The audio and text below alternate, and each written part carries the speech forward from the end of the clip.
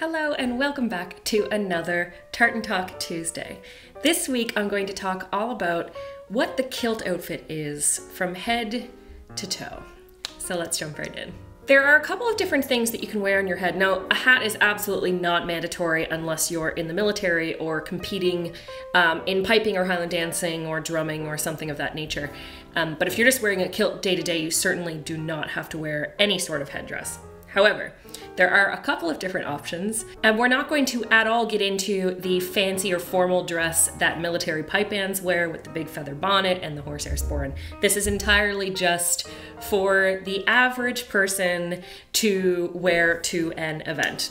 There is the Balmoral, which is sort of a round hat. There's usually a pom-pom at the top. That is one option. More common option is called the Glengarry, and this is what pipe bands wear, and it's what pipers and drummers wear to compete in, and it sort of is it lays flat, and you sort of prop it open and sit it, and the proper sort of military pipe band wear to wear it is on a slight angle. But again, hats are absolutely not mandatory. Then we come down to the shirt, and you can, if you're going to be golfing or going to something quite casual, you are certainly more than welcome to wear a golf shirt or a t-shirt of some kind. However, if you're going to be wearing it to a more dressy occasion, then a collared button-up dress shirt or a tuxedo shirt, depending on the kind of jacket that you're wearing, those are certainly acceptable. There is also another shirt that people call the Jacobite shirt or the kilt shirt, and it just basically has a lace. That's certainly fine to wear as well. Now onto the neck.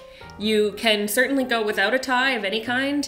A lot of people, if you're going to a more formal occasion, obviously would want to wear one. You can wear a regular necktie, you can wear a plain colored one, a striped one. Some people wear very bright patterned ties. You can also wear a bow tie, of course, but a really popular one in the past 5 to 10 years is the ruched tie.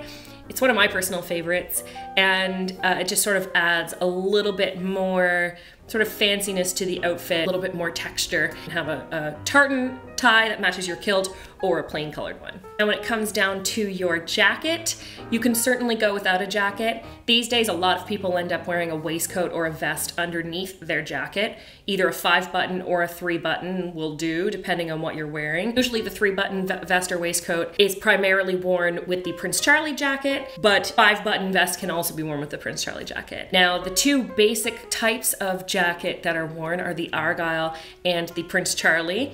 The Argyle jacket is a shorter jacket that is more reminiscent of a suit coat, whereas the Prince Charlie jacket has tails in the back and is certainly a lot more formal. The Prince Charlie jacket is like the tuxedo of kilt jackets, whereas the Argyle is sort of somewhere in between. Now, if you're wearing a black wool Argyle, that's more formal than, say, the tweed Argyle jacket. However, any of these can be worn. The one absolute exception is a suit jacket or a sport coat. Those are absolutely not to be worn with kilts. Kilts are worn a lot higher on the body, much higher than your trousers would be worn. So wearing a suit jacket would be way too long for a kilt, and it's always very, very obvious when you see a man in a kilt with a sport jacket or a suit coat. Definitely not to be worn. It would be better actually just to not wear a jacket at all, to be fair. Then we get down to the actual accessories you wear on the kilt. There are kilt belts that you can wear. It's not mandatory, but some people really quite like the look of a kilt belt. Some kilts have belt loops on them to feed your belt through, some don't. Doesn't really matter, you can wear a kilt belt with any of them. They're a lot wider than a belt for your trousers, and they usually have a really big decorative buckle on the front. The sporran is the pouch style bag that is worn on the very front of the kilt. The sporran is basically meant to replace a pocket, so it is where you would keep your wallet, your spare change, your keys, your beer tent tickets, whatever you've got. You would normally put in the pockets of your jeans or your trousers. You would put in the sporran. And there are different levels of dress with the sporran. A sort of casual daytime sporran is all leather. A semi-dress sporran would be half leather, half sealskin or cowhide, or some of them are muskrat, some of them are raccoon. There's all kinds of different animals that they're made out of. And then the full dress would be entirely fur, whether it be sealskin or the hide of another animal. But a sporran is fairly necessary in terms of the kilt outfit. If you're going to get one accessory to go with your kilt, it really should be the sporran. It's one of the major things that separates the kilt from just being a kilted skirt. Some people like to wear a kilt pin, but it really is decorative. It is absolutely not mandatory. A lot of people prefer not to wear them because it can really damage the kilt where you have the kilt pin in there.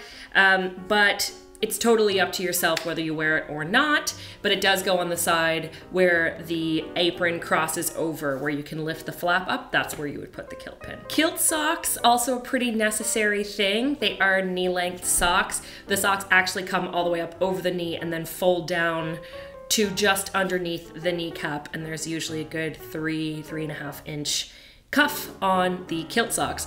Sometimes they are a checkered pattern, sometimes they are an argyle style, sometimes they're just a solid color, sometimes it's a combination of all of those things. They are kept up with what are called flashes, and flashes can be a solid color, they can be tartan, they can be ribbon, they can be any sort of thing, but it's basically an elastic garter with a couple of strips of fabric or tartan or ribbon that come down from it.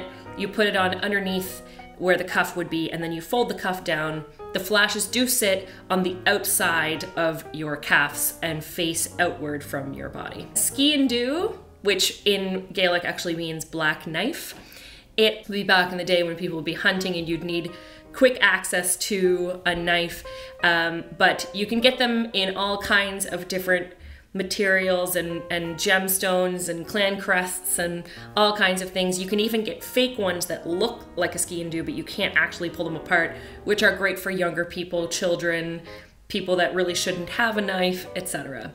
It really is purely decorative these days. It's not a mandatory thing, but some people really like the idea of having this little knife in their sock just to be at the ready. The shoes that people wear with kilts, they are called ghillie brogues, and they are a special tongueless style shoe. You twist them a couple times in front of your foot, wrap them around, twist them at the back, wrap them back around, tie them. They basically just wrap a couple of times around your ankle. They have tassels on the end of the laces, and without the ghillie brogues, it really does change the look of the outfit. Certainly a pair of plain dress shoes are fine if that's all you have, but it really just does add a nice touch to the outfit. Now, when it comes to the actual kilt itself, I am going to do a whole video on kilts and kilt buying and what you should look for and what you shouldn't be getting and all of that kind of thing. But let me just say that first things first, what you wear under your kilt is totally your own personal preference. I know there's a lot of people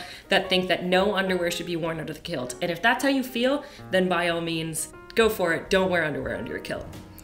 But if that makes you uncomfortable, you certainly can wear underwear or boxers or even shorts. You can wear whatever you would like as long as it doesn't show while you're wearing your kilt. My parents own a kilt making company, and when somebody asks them what is worn under the kilt, my father says, very tongue-in-cheek, "Nothing is worn, everything is in perfect working condition." One other last tip I will say about the kilt that you wear, please, please, please, make sure that the pleats go in the back and the aprons wrap around the front. The pleats do not go in the front, ever. The pleats go in the back. Piece of the week. This week I'm going to go with a suit that I made. I did a whole collection that was inspired by the 40s, and this suit is no exception. It is a knee-length tartan skirt that flares out at the bottom, giving it a nice little movement when you're walking. And it has a little jacket. The jacket has fairly full short sleeves with some pleating ruching detail on the sleeve. It's sort of ageless and timeless and can be worn by any age for any occasion, and I just think it's a lovely suit. Tartan of the week. This week I'm going to go with Weathered MacLean of Duart.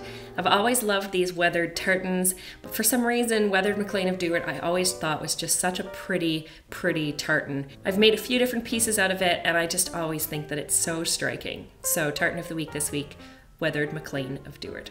Thank you so much for tuning in. Don't forget to like, comment, share, and subscribe, and I will see you next week with another Tartan Talk Tuesday. Cheers.